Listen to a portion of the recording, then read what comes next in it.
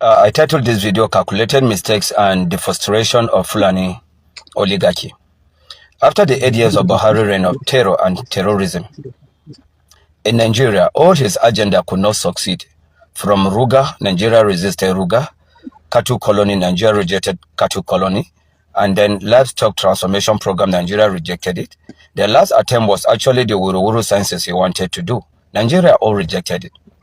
But then, since his 8 years was up, there was nothing they can do. They wanted a situation whereby he will hand over power to someone that will continue the Fulani Islamization agenda program. One, the calculation mistake that they did was, okay, let them hand over power to a Yoruba man who will be a Muslim, and they will bring a VP to actually be a Muslim ticket. That desire to hand over power was not out of sincerity, but it was out of mischief. When they told that the grandpa in the villa now, because he was not looking mentally okay and he was not looking strong, they knew very well that Osibanjo would have become a better president by development and economic antics of this country. But no, because they have interior motives, they decided to bring grandpa, who they thought in their mind that would not last. And they brought Shetima, who was actually able that paraventure in an event that grandpa die or become incapacitated, Shetima would take over. But to God be the glory. Since after the swearing in, the grandpa has been like a 40-year-old young man. Now, their frustration began when they discover that they have made a calculated mistakes. One, the grandpa is not dying soon.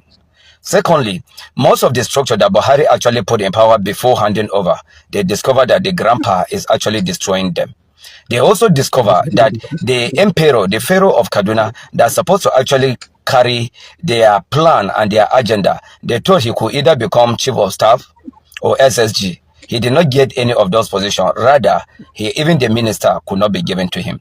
It is out of this frustration that you see what is going on in the north today, that they are tried by owners from pillar to pole calling for alliance, that they want to unseat the president.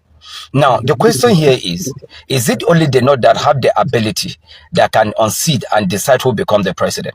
I know that grandpa in the villa is not doing well economically. But if it is Nigerians that actually want a different president, that is a different ballgame.